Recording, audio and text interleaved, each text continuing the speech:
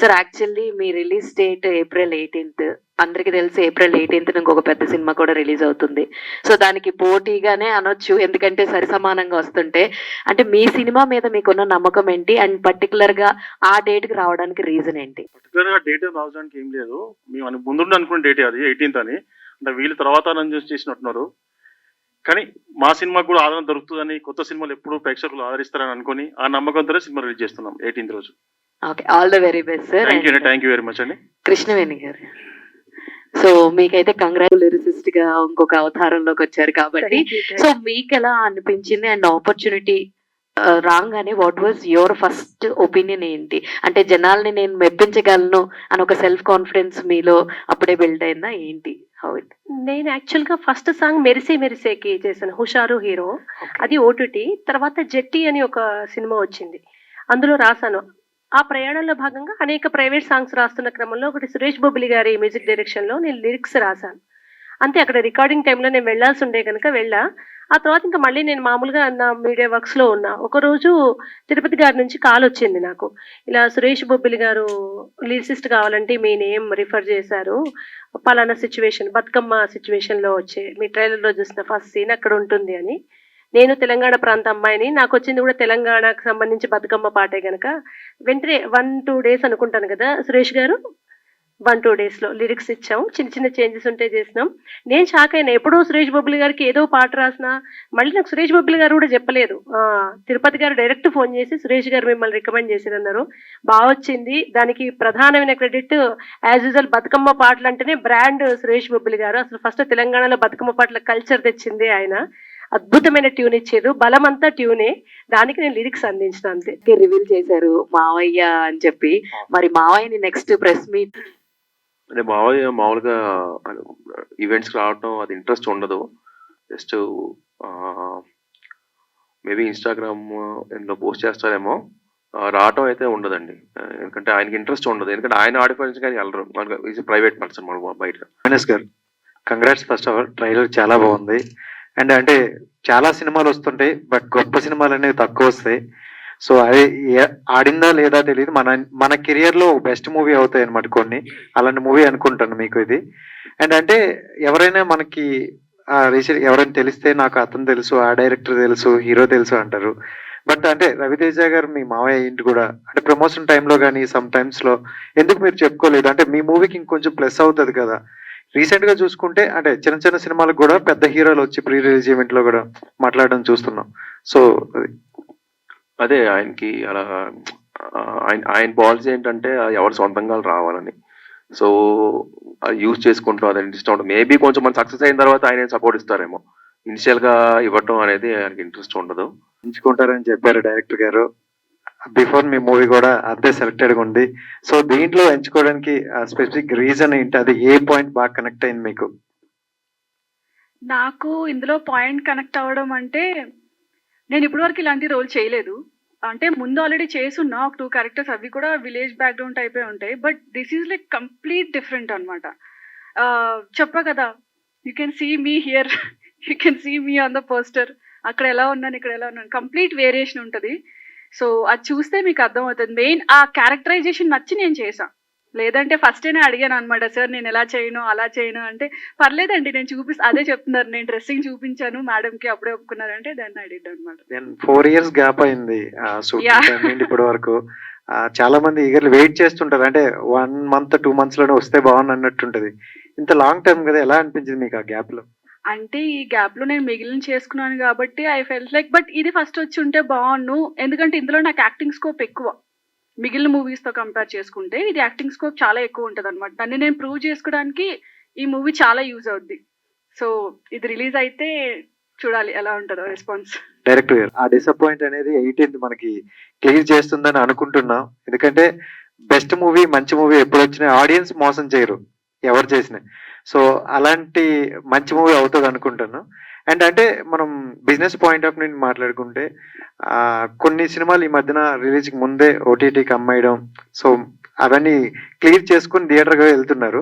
So మీరేంటి అలాంటి ఓటీటీకి అమ్మేయడం జరిగిందా, లేకపోతే ఏంటి అప్రోచ్ అయ్యారా? దీనికి ముందు నేను మర్చిపోయాను యాక్చువల్లీ, ఇంతకుముందే చెప్పాలి. బిగ్ ఫిష్ సినిమాస్ అంటే ఆ లోగో యాడ్ అయింది కదా, సో వాళ్ళు మా డిజిటల్ మీడియా అంతా చూసుకుంటున్నారు, రానాను సిద్ధార్థ్ అన్న వాళ్ళు. సో వాళ్ళు యాక్చువల్లీ సినిమా రిలీజ్ అవ్వడానికి ఇప్పుడు అంటే కొన్ని సంవత్సరాల తర్వాత రిలీజ్ అవ్వడానికి ఫస్ట్ వాళ్ళే ధైర్యం ఇచ్చారనమాట. ఈ సినిమా తప్పకుండా ఓటీటీకి వర్కౌట్ అవుతుంది, థియేటర్లో కూడా చాలా మంది చూస్తారు ఈ సినిమాని, సో మనం థియేటర్ కూడా చేద్దాము, మా సపోర్ట్ మీకు ఉంటుంది అని చెప్పేసి బిగ్ విష్ సినిమా వాళ్ళు మాకు ఆ మాట ఇవ్వడం వల్ల మేము ఈరోజు మళ్ళీ మా ప్రొడ్యూసర్ గారు నమ్మి ముందుకు వచ్చినాం. థ్యాంక్స్ చెప్తున్నా బిగ్ విష్ సినిమాస్ వాళ్ళకి. Thank you sir. సార్ చెప్పండి. ఒక సినిమా తీయాలంటే ఎన్ని స్ట్రగుల్స్ ఉంటాయి. ఇండస్ట్రీలో 30 ఏళ్ళ నుంచి నేను చూస్తూనే ఉన్నాను, డైరెక్టర్లు కానీ, హీరోలు కానీ, ఆర్టిస్ట్ కానీ, డిపార్ట్మెంట్. సో ఈ స్ట్రగుల్ పడి వచ్చిన వాళ్ళందరూ కూడా సక్సెస్ఫుల్గా కెరీర్ ప్రారంభించారు. ముందే ఈ స్ట్రగుల్ అంతా అనుభవించారు. చాలా సంతోషం. సక్సెస్ సాధిస్తారని నమ్మకం నాకుంది. Thank you. సో ఈ సబ్జెక్ట్ తీసుకోవడానికి మీకు ఏమైనా ఇన్స్పిరేషనా, ఇదన్నా ఏ రీజన్తో తీసుకున్నారు ఈ సబ్జెక్ట్? అంటే ఒక లవ్ సబ్జెక్ట్ తీసుకోవచ్చు, ఒక ఎంటర్టైన్మెంట్ తీసుకోవచ్చు, ఎనీ వెళ్ళిపోవచ్చు. ఇది ఒక స్ట్రగుల్తో కూడిన సబ్జెక్ట్ ఇది, మీ టీజర్ చూసిన తర్వాత. నేను ముందు కొంచెం కమర్షియల్గా ఉండేవాడిని, అంటే కమర్షియల్ కథలు రాసేవాడిని. నాకు పూరి జగన్నాథ్ గారు అంటే చాలా ఇష్టం. సో కొడితే దిమ్మ తిరిగిపోవాలి, కొడితే షటర్ పగిలిపోవాలి అనేది ఉంటుండే. కానీ ఒక స్టేజ్ వచ్చిన తర్వాత రియలైజేషన్ అయినా అసలు మనలో ఏముంది కొత్తదనం, అంటే మన ఆడియన్స్ మన సినిమా ఎందుకు చూడాలి, మనం ఒక పదం రాసినా లేకపోతే ఒక డైలాగ్ రాసినా సీన్ రాసినా ఎందుకు చూడాలి అనుకున్నప్పుడు రూటెడ్ అంటే అప్పటికి కొంచెం తెలంగాణ ఇది జరుగుతుంది. సో అప్పుడు రాసిన కథ ఇది, ఒక 6 years బ్యాక్. తెలంగాణ మట్టి కథ చెప్పాలి, ఎందుకంటే తెలంగాణ సినిమాలు ఎన్నో వస్తున్నాయి, బట్ ఇది అన్నిటికీ భిన్నంగా ఉంటుంది. సో నేను దీన్ని ఎంచుకోవడానికి మెయిన్ రీజన్ ఏంటి అంటే మనం ఆడియన్స్కి దగ్గర అవ్వాలి, మనలో ఒక క్రియేటివిటీ ఉంది అని తెలియాలి అని ఇలాంటి సబ్జెక్ట్ ఎన్నుకొని డేరింగ్గా ముందుకు వచ్చాను. అంతే అండి, అంటే కొత్తగా ఉండాలి అని చెప్పేసి. సరే హీరో గారు, సో మీ సింప్లిసిటీ చూసి ఒక బ్యాక్గ్రౌండ్ ఉంది మనకి అంటే ఒక కాళ్ళు ఎగరేస్తూ నా తర్వాత లేడు అంటూ వెరవేస్తూ తిరిగే రోజులు ఇప్పుడు కనిపిస్తున్నాయి, చాలా మంది చూస్తున్నాం, కనిపిస్తూనే ఉన్నాయి. సో మీ సింప్లిసిటీ బాగుంది. సో మీరు కాకుండా మిగతా పక్క వాళ్ళు చెప్పడం కూడా ఒక డిగ్నిటీగా ఉంది. సో ఈ క్యారెక్టర్ చెప్పినప్పుడు డైరెక్టర్ మీ ఇన్స్పిరేషన్ ఏంటంటే ఫస్ట్ డెబో చేయడం కదా? నాకు ఫస్ట్ టైం చెప్పినప్పుడు అంటే జనరల్గా కమర్షియల్ మూవీస్ ఇలాంటివన్నీ కొంచెం స్టార్ దమ్ము వచ్చినప్పుడు చేయాలండి అంటే నా ఫీలింగ్ అండి. సో కొత్త వాళ్ళు ఇట్లా ఒరిజినల్గా ఉండాలి అంటే ఫైటింగ్స్ ఓవర్గా ఉండటం అట్లే ఉండదండి. ఈ మూవీ అంతా రియల్గా ఉంటుంది అన్నమాట. సో నాకు ఆ పాయింట్ నచ్చింది, అంత రియల్గా ఉంటుంది. సో జనాల్లోకి నేను వెళ్తానేమో అని ఆ పాయింట్తో నేను ఫిలిం సైన్ చేశాను. సో మీ రవితేజ్ గారి విషయంలో ఈ క్వాలిటీస్ మెయింటైన్ చేస్తే సక్సెస్ సాధించారు, మీరు కూడా సక్సెస్ సాధించాలని కోరుకుంటున్నారు. క్యారెక్టర్ పరంగా అక్కడికి ఇప్పుడు చూస్తే చాలా డిఫరెన్స్ ఉంది. ఇప్పుడు హెయిర్ స్టైల్, అప్పుడు హెయిర్ స్టైల్, మీరు అన్నట్టుగానే క్యారెక్టర్ ఒక ఇంట్రెస్టింగ్గా తీసుకున్నారని చెప్పారు. సో సినిమాలో మొత్తం త్రూ అవుట్ హీరో నేర్పిస్తారా, మిగతా జనాలు నేర్పిస్తూ ఉంటారా మీ క్యారెక్టర్? నా వల్లే అందరూ ఏడుస్తారండి. అంటే in a positive way, not in a negative వే. చాలా మంచిగా ఉంటుంది క్యారెక్టరైజేషన్ మాత్రం, it will be very nice. అప్పుడప్పుడు అలా మెరుపు తెగిలా వస్తూ ఉంటాను, బట్ దాని వల్ల ఎక్కువ ఇంపాక్ట్ ఉంటుంది అన్నమాట మూవీలో, అలా రావడం వల్ల నేను. ఓకే, ప్రొడ్యూసర్ గారికి వస్తాయా 10 పెడితే 100 వస్తాయా, 100 పెడితే 1000 వస్తాయా, 1000 పెడితే 1,00,000 వస్తుందా అని ఆలోచించిన రోజులు ఇవి. సో ఇంత స్ట్రగుల్ పడుతూ ఒక డెబో డైరెక్టర్ని, ఒక డెబో హీరోని అందరిని పెట్టుకొని ఇన్వెస్ట్ చేయడం అనేది గట్స్ ఉండాలి. సో ఏ గట్స్తో మీరు ఈ సినిమాని కొనుక్కొని చేశారు? కేవలం సినిమా మీద ప్యాషన్ తోటే అండి, కేవలం సినిమా మీద ప్యాషన్ తోటే తీసినాను. అంటే కథ ఏ కథ ఫస్ట్ చెప్పినప్పుడు తిరుపతికి నీకు అదే చెప్పినావు, నువ్వు ఇదేదో చెప్తున్నావో దాన్ని నాకు స్క్రీన్ మీద చూపించాలంటే చూపించగలిగితే నేను ఇన్వెస్ట్ చేయడానికి రెడీ అని చెప్పినాను. ఆల్రెడీ ఫస్ట్ డే సెకండ్ డేనే అర్థమైపోయింది, యాజ్ ది బుక్లో ఏముందో that is in the screen. So all the best. Thank you అండి, thank you very much. Profit వస్తుందని ఎప్పుడు ఎక్స్పెక్ట్ చేయలేదండి. ప్రాఫిట్ గురించి అసలు ఆయన థింకింగే లేదు. ఒక మంచి కథ తీయాలి, జనంలోకి వెళ్ళాలి అని, క్వాలిటీ మూవీ తీయాలని ఆ పాయింట్తోనే ఆయన వచ్చారండి. అసలు ఫస్ట్ నుంచి ఎక్కడ ప్రాఫిట్ అనేది ఎప్పుడు మాట్లాడలేదు బాబు ఆయన. సో ఆయన కోసం ఈ మూవీ హిట్ అవ్వాలండి. కాల్ వచ్చింది, మంచి పాట రాశానని ఒక ఆనందం ఆదృతితో చెప్పారు. సో పాట ఆడియన్స్ లో ఎంత రీచ్ అవుతుంది అనుకుంటున్నారు? ఏదన్నా ఒక పల్లవి అన్న పాడతారా? ఖచ్చితంగా. అంటే అది పాడింది మంగ్లీ గారు, ఫేమస్ సింగర్. మీ దగ్గర కూడా ఒక ఉంటుందా అండ్ కంపోజర్ సురేష్ బొబ్లీ గారు. డెడ్లీ కాంబినేషన్ అది. ఎన్ని సూపర్ హిట్ సాంగ్స్ వచ్చాయి. నేను పాడితే బాగోదు, బట్ 2 లైన్స్ అది కూడా మ్యూజిక్ డైరెక్టర్ ముందు అడుగుతున్నారు మీరు. కొమ్మ కొమ్మ పూలు ఇల్లు జరేనంట, రెమ్మ రెమ్మ పూలు, ఈ టైప్ లో ఉంటుంది. బతుకమ్మ సాంగ్ ప్రతి తెలంగాణ స్త్రీ బతుకమ్మ ఆడేటప్పుడు పెట్టుకొని పాడే అద్భుతమైన పాట. అది సిచ్యువేషన్ కి తగ్గట్టుగా ఒక చరణంలో చిన్న చిన్న చేంజెస్ ఉంటాయి.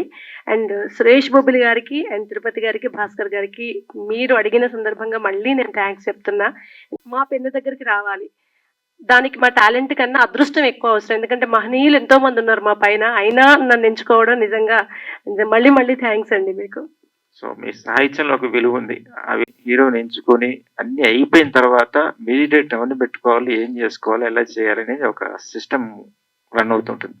సో సినిమా అంతా అయిపోయిన తర్వాత మీరు ఎదురుకు వచ్చిన తర్వాత ఈ రష్ అంతా చూసిన తర్వాత ఎలా ప్లాన్ చేసుకున్నారు, అసలు ఏంటి ఒక రిస్క్ అని తీసుకున్నారా? ఇది చాలా విలేజ్ బ్యాక్ డ్రాప్ లో తీసిన సబ్జెక్ట్ ఇది. అవునవును సార్. యాక్చువల్లీ నాకు ముందు నుంచే కథ తెలుసు సార్. నాకు ఫ్రెండ్ తిరుపతి గారు ఎప్పటి నుంచో కథ తెలుసు. ప్రొడ్యూసర్ ఓకే కాకముందు నుంచే మేము ట్యూన్స్ అవి ఇవి చేసి పెట్టేవాడిని. కథ అంటే సోల్ తెలుసు కాబట్టి నాకు స్కోర్ చేయడం చాలా ఈజీ అయిపోయిందండి. ముందు నుంచి డిస్కస్ చేసుకొని ఉన్నాం కాబట్టి స్కోర్ చేయడం చాలా ఈజీ అయిపోయింది. రిస్క్ అంటే పెద్దగా దాని మీద ఏదో నోట్స్ ప్రిపేర్ చేసుకుని అట్లా ఏం చేయలేదు. సినిమా విజువల్ చూడగానే నేను చాలా ఎగ్జైట్ అయినప్పుడు ఏదైతే వచ్చిందో ఒరిజినల్గా అదే చేసి డెలివరీ చేసిన అండి. సో ఆడియన్స్ పాయింట్ ఆఫ్ వ్యూలో ఏ సందర్భంగా మీ మ్యూజిక్ వాల్యూ వస్తుందని అనుకున్నారు ఈ సినిమా పరంగా?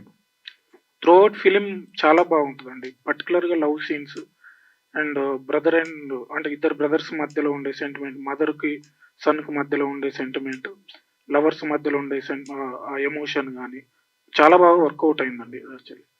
అంటే ఇది ఒక లవ్ స్టోరీ అని చెప్పొచ్చు actually, complete love story. So music director గా మరో హిట్ కొట్టబోతున్నారు అనుకుంటున్నా అండి, దేవుడి దయ వల్ల అవుతున్నారు. అవ్వాలండి. Thank you. ఆ డైరెక్టర్ ఒక టఫ్ జాబ్. ఇప్పుడు ఆ మెటీరియల్ దొరకదు ఎక్కడ, దానికోసం పరిగెత్తాలి, తీసుకురావాలని చేసుకోవాలి. ఫౌండేషన్ వేరేగా ఉంటుంది. సో ఎంత రిస్క్ తీసుకున్నారు, ఎంత ఖర్చు చేశారు ఈ సినిమాకి? రిస్క్ అయితే ఉందండి, ఖర్చు చాలా తక్కువనే చేసిన యాక్చువల్లీ. బికాజ్ తిరుపతి నా ఫ్రెండే కాబట్టి అండ్ భాస్కర్ గారి గురించి కూడా తెలుసు కాబట్టి అంటే వీలైనంత తక్కువ ఖర్చు పెట్టినాం. మోస్ట్లీ మాకు లొకేషన్స్ యాడ్ అయినాయండి. అంటే నేను ఎక్కువ సోర్సింగ్ చేసి అక్కడ చుట్టుపక్కల ఉన్న ప్లేసెస్ నుంచి ఏం కావాలనేది అక్కడదక్కడ క్రియేట్ చేయడం జరిగింది, రాదర్ దాన్ పర్చేసింగ్ అవన్నీ కాకుండా. సో అట్లా మా టీం కూడా, నా టీం ఉండే సురేష్, సంపత్ అని మా ఆర్ట్ టీం ఉంటుండే, విలేజెస్ లో కూడా చాలా మంది హెల్ప్ చేశారు. సో మోస్ట్ ఆఫ్ ఆర్గానిక్ గా మేము అక్కడ ఉన్న వాటిని ఎక్కువ యూజ్ చేసి చేసినాం సార్. సో అట్లా కొంచెం బడ్జెట్ కంట్రోల్ చేయగలిగినాం. సో కెరీర్ పరంగా ఇది ఎన్నో సినిమా మీకు? మీ కెరీర్ పరంగా ఇది ఎన్నో సినిమా? ఇది సెవెంత్ సార్. అంటే ఆ విధంగా అలాగే ఉంటుంది అనుకుంటా. లేదు సార్, లేదు. సైరత్ భావాలు ఏమి ఉండవండి దీనిలో. ఇది కంప్లీట్ జగమెరిగిన సత్యం భావాలే ఉంటాయి. సైరత్ ఇన్ఫ్లుయెన్స్ ఏం లేదు. అంటే ఇంతవరకు ఇండస్ట్రీలో రాని సినిమానా కాన్సెప్ట్? కథలు చాలా తక్కువనే ఉంటాయండి. 9 కథలు అని చెప్పుకుంటాం మనం. దాంట్లోనే తిప్పుకొని రాయాలి మనం. ఇది కూడా దాంట్లో నుంచే ఉంటుంది. బట్ బేసిక్ ఏంటంటే సార్, తెలిసిన కథని చెప్పడమే చాలా కాంప్లికేటెడ్. నేను అదే తీసుకున్నా. జగమెరిగిన సత్యం అనే టైటిల్లోనే ఉంది. జగమెరిగిన సత్యం అంటే మనం మామూలుగా ఏమంటాం సార్ అంటే దాని మీనింగ్ అందరికీ తెలిసిందే. సో తెలిసిన విషయాన్ని చెప్పడం చాలా కాంప్లికేటెడ్గా ఉంటుంది. సో టైటిల్లోనే చెప్పేసి నేను ఈ కథ చాలా కాంప్లికేటెడ్. సో అదే అంటే ఏ జోనర్ కిందకి వస్తుంది అనుకుంటారు అసలు? ఇది లవ్ కమ్ ఫ్యామిలీ డ్రామా ఉంటుంది. So most of the 50% love, 50% drama ఉంటుందండి. ఫ్యామిలీ ఎమోషన్ చాలా కనెక్ట్ అవుతారు మీరు. సో లవ్ని ఎంత ఫీల్ అవుతారో ఎమోషన్ని కూడా అంతే ఫీల్ అవుతారు. ఒక కన్నెట్ చుక్కన కారుస్తారు మాకోసం. సినిమా 18th రిలీజ్ కాబోతుంది, కానీ ప్రమోషన్స్ కొద్దిగా చాలా తక్కువ ఉన్నాయి. సెలబ్రిటీస్ కూడా పిలిచారు కానీ ఎవరు కూడా రెస్పాండ్ కాలేదు అనుకోండి. ఎందుకని, ఏంటి అంటే చెప్పచ్చు చెప్పకూడదు? చెప్పండి. మాకున్న పరిధిలో చేస్తున్నామండి ప్రమోషన్స్. ఎందుకంటే సినిమాకి కొంతవరకు అంటే మేకింగ్ పరంగా ప్రొడ్యూసర్ గారు చాలా బాగా పెట్టారు డబ్బులు. కొంచెం స్టేజ్ వచ్చిన తర్వాత అందరికి కొంచెం ప్రాబ్లమ్స్ వచ్చినాయి. సో దానివల్ల ఉన్న పరిధిలో చేస్తున్నాం. ఇక సెలబ్రిటీస్ విషయానికి వస్తే సాంగ్ ఆకాష్ పూరి గారు రిలీజ్ చేశారు ఒకటి, సపోర్ట్ దొరికింది. రాజేంద్ర ప్రసాద్ గారు ఒక సాంగ్ రిలీజ్ చేశారు. ఒక 2 నిమిషాలు మాట్లాడి ఆ నలుగురు ఇలాంటి సినిమా గుర్తొచ్చింది నాకు అబ్బాయి అని చెప్పాడు. సో శ్రీకాంత్ అడ్డల గారు రిలీజ్ చేశారు. డిఓపి గురించి చాలా ఎక్కువ మాట్లాడారు. సో సపోర్ట్ ఉంటుంది. అంటే మనం అంటే మేము వాళ్ళకి రీచ్ అవ్వట్లేదు కావచ్చు అని మేము అనుకుంటున్నాం. అంటే ఇండస్ట్రీ పరంగా ఇంకొంచెం రీచ్ అవ్వట్లేదు అని చెప్పేసి, అదే మా ప్రమోషన్స్ కొంచెం తక్కువ ఉండడం వల్ల రీచ్ అవ్వట్లేదు. బట్ ఈ ట్రైలర్ ఇప్పుడు యూట్యూబ్లో రిలీజ్ అయింది. సో ఇది చూసిన తర్వాత మాకు ఇంకా సపోర్ట్ దొరుకుతుంది. 18th లోపు సపోర్ట్ దొరుకుతుందేమో అనుకుంటున్నాను. అంటే మీలాంటి పెద్దవాళ్ళు కూడా ఇంకా సపోర్ట్ చేయాలి. ప్రతి వారం ఒక చిన్న సినిమా అయినా వస్తే సురేష్ బాబులి కంపల్సరీ కనిపిస్తాడు, లేదంటే ఆయన సినిమా కంపల్సరీ మ్యూజిక్ ఇచ్చిన సినిమా వస్తూనే ఉంటుంది. పెద్ద మాట అది. నా బాధ్యత అని చేస్తున్నాను. నన్ను నమ్మొచ్చిన వాళ్ళకు నా బాధ్యత అని వర్క్ చేసి ఇస్తున్నాను. చిన్న పెద్ద అని ఏం చూడట్లేదు. దానికి నేను ఎంతవరకు వర్కౌట్ అవుతా, వాళ్ళకి ఎంతవరకు హెల్ప్ అవుతానో అది చేసి ఇస్తున్నాను. అంటే ఒకవైపు పెద్ద సినిమాలు చేస్తున్నారు, ఒకవైపు చిన్న సినిమాలు చేస్తున్నారు కదా. సో ఎట్లా అనిపిస్తుంది ఈ సినిమా, ఈ కథ చెప్పినప్పుడు దీనికి తగ్గట్టు ఏ విధంగా ప్లాన్ చేసుకున్నారు మీరు? అదే అండి, నాకు ముందు నుంచే తెలుసు కథ. ముందు నుంచే తెలుసు. తిరుపతి నేను ఎప్పటి నుంచో ఫ్రెండ్స్ యాక్చువల్లీ. నేను ఒక ప్రొడక్షన్ అరణ్ మీడియా అనే ప్రొడక్షన్, నారా రోహిత్ గారి ప్రొడక్షన్లో నీదే నాది ఒకే కథ చేస్తున్నప్పుడు, ఆ ప్రొడక్షన్లోనే ఇంకో ఫిలింకి అసిస్టెంట్ డైరెక్టర్గా వర్క్ చేస్తున్నాడు. అక్కడ మాకు పరిచయం ఏర్పడింది. ట్రావెల్ చేస్తూ ఉంటే ఫ్లోలో మనోడు కథ చెప్పడం జరిగింది. దానికంటే తెలంగాణ రూరల్ బేస్డ్ కంటెంట్ అన్నా సరే ఓకే అన్నా చేద్దామని చెప్పి కథ చెప్పినాక ఆ ప్రాసెస్లోనే ట్యూన్స్ చేయడం, కథను నాకు అంటే మంచి సోల్ ఉన్న కథ అన్న. ఇందాక మీరు అడిగినట్టు అంటే సినిమా మొత్తం చూసేలోపు మీరు బయటకు వచ్చేలోపు ఏడుస్తూ బయటకు వస్తారు. అంత ఎమోషనల్ కంటెంట్. సాయిరాత్ అని అన్నారు కదా, అలాంటి ఈక్వల్గా ఉండే కథనే. యాజ్ ఇట్ ఈజ్ అలాంటి కథ కాదు, బట్ అంత ఈక్వల్గా ఉండే కథ. సో నచ్చి దానికి నేను ఎంతవరకు హెల్ప్ అవుతానో చేయగలను. చేస్తారు, లేదంటే వాళ్ళకి సపోర్ట్ కూడా ఫుల్గా ఉంటుంది. కానీ మీకు కొంత సపోర్ట్ ఇక్కడైతే కనిపించినట్టయితే నాకైతే కనిపించలేదు సార్. ఓకే, అదే అండి. మేబీ అదే అది స్టార్టింగే పుష్ చేయటం అనేది ఇంట్రెస్ట్ ఉండదు ఆయనకి. నేను మేబీ మూవీతో నేనే కొంచెం పేరు వచ్చిన తర్వాత మేబీ సెకండ్ కొంచెం మనకి సపరేట్ ఒక ఐడెంటిటీ వచ్చిన తర్వాత మేబీ అప్పుడైనా చేస్తారేమో అనుకుంటున్నాను. ఈ సినిమాతో మీకంటూ ఒక స్టార్డమ్ తెచ్చుకుంటారా? ఈ కథ మీకు ఏ విధంగా ఉపయోగపడుతుంది అనుకుంటాను సార్? అదే యాక్షన్ పరంగా బాగా డెలివర్ చేశానండి. నేనైతే ప్రొడ్యూసర్ గారు, డైరెక్టర్ గారు హ్యాపీ నా నా మీద చేసింది. సో చూడాలండి. Yeah, I hope. సో అంటే ఇలాంటి కథతోటే ఫస్ట్ రావాలని మీకు ఎందుకు అనిపించింది? అంటే ఇలాంటి కథ అంటే అదే అండి, ఇందాక చెప్పాను. ముందే ఏదో కమర్షియల్గా చేస్తే మనకి ఐడెంటిటీ లేకుండా, ఏం స్టార్ లేకుండా కమర్షియల్ చేస్తే ఎవరు కొంచెం కామెడీగా ఉంటుంది చెప్పాలంటే ఎవరైనా సరే.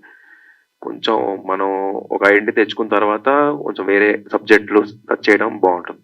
సో రియల్గా వెళ్ళాము, ఏమి మేకప్స్ కూడా ఉండవు ఇందులో. మేకప్స్ ఉండవు, ఫైటింగ్స్ రియల్గా ఉంటాయి ఫైటింగ్స్. సో ఆ టైప్లో ఉంటుందండి మూవీ. ప్రొడ్యూసర్ గారు ఫస్ట్లో కూడా రిలీజ్ చేయడానికి ప్లాన్ చేస్తుంటారు కొంత. అంటే ఒకేసారి రిలీజ్ చేస్తే బాగుంటుంది కంటెంట్ అనేది. ఇది యూనివర్సల్ కంటెంట్ లాగా అనిపిస్తుంది కదా, మరి ఎందుకు మీరు అదర్ లాంగ్వేజ్ ప్లాన్ చేయలేదు? ముందుగా తెలుగులో తీసుకున్నాను. తెలంగాణ బేస్డ్ సినిమా కాబట్టి ఫస్ట్ మన తెలంగాణలో రిలీజ్ చేసిన తర్వాత నెక్స్ట్ ప్లాన్ చేస్తామని చూస్తున్నాం. అట్లా మరి ఎన్ని థియేటర్లు వస్తున్నాయి సార్ మీకు? ఇప్పుడు 18th ఒక సినిమా వస్తుంది ఇటు విజయశాంతి గారిది. సో మరి ఇప్పుడు మీకు ఎన్ని థియేటర్లు వస్తున్నాయి తెలంగాణ నేపథ్యంలో ఉంది కాబట్టి? ప్రజెంట్ 40 to 45 అనుకుంటున్నాము. చూడాలి, ఇంకా థియేటర్స్ కన్ఫర్మేషన్ కాలేదు. ఇంకా రేపు కన్ఫర్మేషన్ ఉంది, ఇంకా పెరగవచ్చు. కొన్ని కామెంట్స్ చేశారు, అలానే మీరు ఒక ఎమోషనల్ అయ్యారు. నా మొదటి ప్రశ్న ఏంటంటే, అంటే ఎమోషనల్ ఎందుకు అయ్యారు? అంటే సినిమా రిలీజ్ అయిన తర్వాత సినిమా సిచ్యువేషన్ ఎలా ఉంటుందని ముందే ప్రొడ్యూసర్ గారికి సారీ చెప్పారా, లేదంటే ఏంటి యాక్చువల్ రీజన్ బ్యాక్ అండ్? సార్కి ఫస్ట్ సార్ గురించి చెప్తాను క్వశ్చన్. సార్కి నేను ఇప్పుడు సారీ చెప్పినా థ్యాంక్స్ చెప్పినా ఆయన తీసుకోడు. ఎందుకంటే నన్ను కొడుకులాగా భావిస్తాడు. తను నాతో కొడుకున్నాడు మీ పక్కనే, వెంకటన్న పక్కన, అతను వాళ్ళ కొడుకే. సో కానీ ఎందుకు అంటే సినిమా రిలీజ్ అయిన తర్వాత డబ్బులు రాయమని ముందు చెప్పలేదు నేను. కానీ నాకు చెప్పాలనిపించింది, అంటే ఒక ప్రొడ్యూసర్ డబ్బులు పెట్టినప్పుడు బిజినెస్ గురించి ఆలోచిస్తాడు ఎంతసేపు, కానీ ఆయన అట్లా ఆలోచించలేదు. నేను చెప్పిన మాటలు నమ్మేచ్చాడు. అంటే ఫ్యాషన్గా సినిమా తీద్దాం సార్ అన్న, ఫ్యాషన్గా తీసాడు తను. ఫ్యాషన్గా తీసుకున్నప్పుడు చాలా అడ్డంకులు వచ్చినాయి. వాటి కోసమే నేను సారీ చెప్పిన. సో 18th రిలీజ్ అయిపోయిన తర్వాత తప్పకుండా క్షమాపణ వెనుకకు తీసుకుంటాం మళ్ళీ నేను. ఓకే, నెక్స్ట్ క్వశ్చన్ అదే హీరోయిన్స్ గారిపై కామెంట్ చేశారు కదా, అంటే అంటే సిచ్యువేషన్స్ మీకు తను చెప్పిందా లేదంటే అసలు రెస్పాన్స్ లేకుండా చేశారా యాక్చువల్గా? సిచ్యువేషన్స్ అందరికీ ఉంటాయి, క్రియేట్ చేస్తున్నారు. సో అట్లా చేయొద్దు. అంటే ఈ మీడియం తన గురించి అంటే నేను అంటే బ్యాడ్ గేమ్ చెప్పాలని కాదు, ఇక ముందు కొత్త వాళ్ళు వచ్చేవాళ్ళు కొత్త వాళ్ళకి సపోర్ట్గా నిల్చోండి అని మాత్రమే నేను ఇండికేషన్ ఇచ్చాను అంతే. సో తను కొంతవరకు వచ్చింది, ఆ తర్వాత సిచ్యువేషన్ క్రియేట్ చేసింది. సో అట్లా చేయొద్దండి. టీం అందరినీ కూడా బాగా విష్ చేశారు, అలాగే చాలా వరకు సపోర్ట్ చేశారు. అలాగే ఈ సినిమా రిలీజ్ వరకు కూడా అదే సపోర్ట్ ఉండాలని మనస్ఫూర్తిగా కోరుకుంటూ all the very best entire team. Theatre లో మళ్ళీ కలుసుకుందాం.